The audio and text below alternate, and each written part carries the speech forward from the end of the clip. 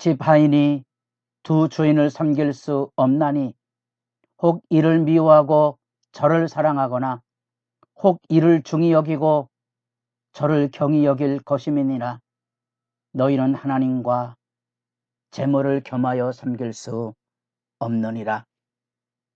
새벽 이슬 같은 생명의 기도자 여러분, 주님을 만나는 하늘의 행복이 우리의 일상 안에서의 겸손과 거룩한 봉사로 열려져가는 천국의 즐거움들이 은혜 안에 새롭게를 소망합니다.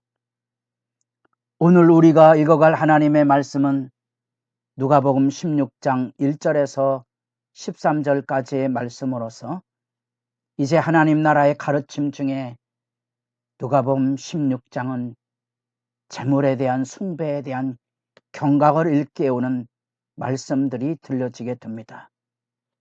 예수님께서 예루살렘으로 올라가는 하나님의 구원 역사의 이 부름 앞에 오늘은 우리에게 익숙하지 않은 청지기 문화의 이 소문들로 인하여서 청지기 지위를 잃어버린 위기의 순간 속에 들려지고 있는 예수 그리스도의 비유 메시지입니다.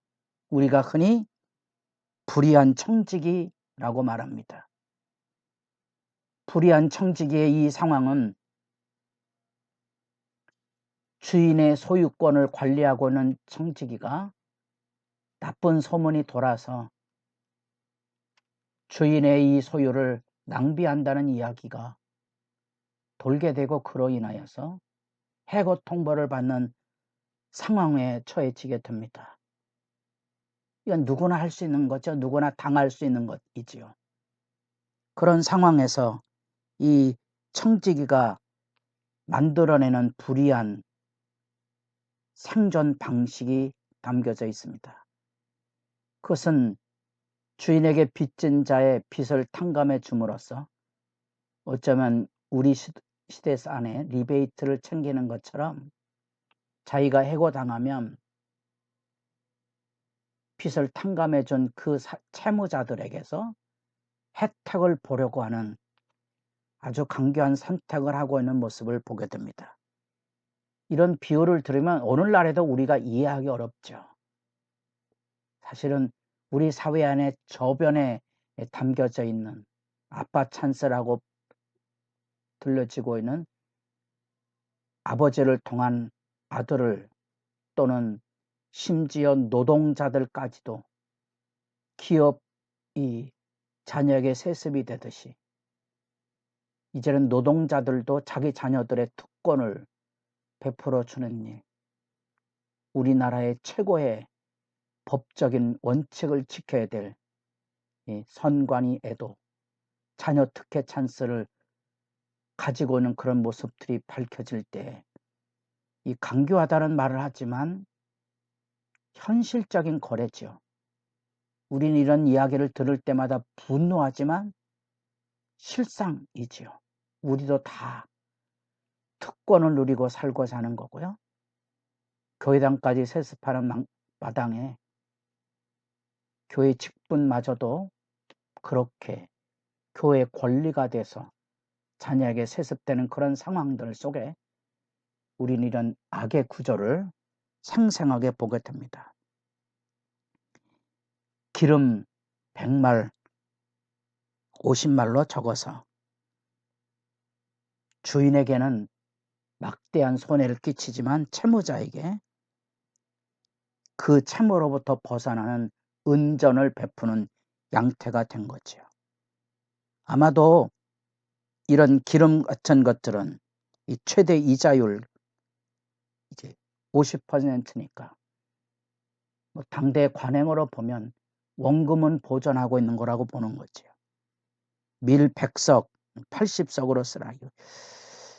여기 기름 100말 밀 100석은 일반인들이 감당할 수 있는 채무 수준이 아닙니다. 이 밀 100석 기름 100말 이런 것들은요.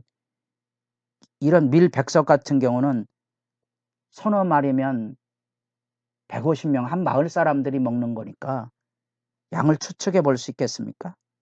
뭐 숫자로 이렇게 따지면 우리로 얘기하면 12만 평의 소출입니다. 누가 그 빚을 갚을 수 있겠습니까? 이 기름 100마를 짜려면 올리브나무 150그루에서 채취하는 거라 그러거든요. 올리브나무 150나무가 있다면 적지 않은 거 아닙니까? 그 안에 담겨져 있는 이 차용 증서를 거짓으로 꾸며서 빚을 탕감해 주므로 채무자의 부담을 덜어주는 거지요. 채무자에게는 은혜의 단비지요. 갚을 길이 없는 무거운 채무로부터 벗어나게 해주는 것. 그러나 주인에게서는 주인의 재산을 갈취하는 그런 옳지 않은 행동이지요. 그러나 뜻밖의 주인이 지혜 있게 일을 함으로 칭찬했다는 말이 우리가 받아들이기 어려운 거죠. 여러분들 같으면 이런 현실을 보고 칭찬하겠습니까? 그렇다면 이 비유의 내용이 뭡니까? 이 내용이 뭔가 하니 이것이 바로 어둠의 사람들이 살아가는 세상의 처신과 옳지 않은 방법으로서 세상을 살아가는 나름대로의 생존 방식을 예수님께서 언급하셨다고 보는 거죠. 대조하는 게 그겁니다. 그러면 하나님의 나라를 살아가는 너희 제자들은, 이 사람들은 이 땅의 천국을 위해서 수단 방법을 가리지 아니하고 재물을 축적하고 생존 방식을 이루어간다면 천국이 있다고 믿는 하나님 나라 백성들은 어떻게 살아야 될 거냐 하는 이야기를 지금 대조하려고 그런 겁니다. 우리는 천국에 투자하고 천국의 역사를 기다리고 그 충성된 모습을 보이고 있는가? 그래서 내가 너희에게 말하노니, 예수님의 말씀이지요. 불의한 재물로 친구를 사귀라. 그리하면 그 재물이 없어질 때 그들이 너희를 영주할 처소로 영접하리라. 부정한 돈을 가지고 친구를 사귀어서 이런 뉘앙스가 아니고, 여기 친구가 누구라고 생각이 되십니까? 천국의 친구지요. 누굽니까? 반복되어 나오는 갚을 것이 없는 가난한 자들. 가난한 자들에게 자기의 삶을 나눠주는 그것이 천국 투자거든요. 그게 천국을 기다리는 사람들이 살아가는 삶의 방식이고 실제적인 천국 생활의 실천이거든요. 그래서 뇌물을 가지고 친구 사귀라는 단순한 얘기가 아닙니다. 유의하실 필요가 있습니다.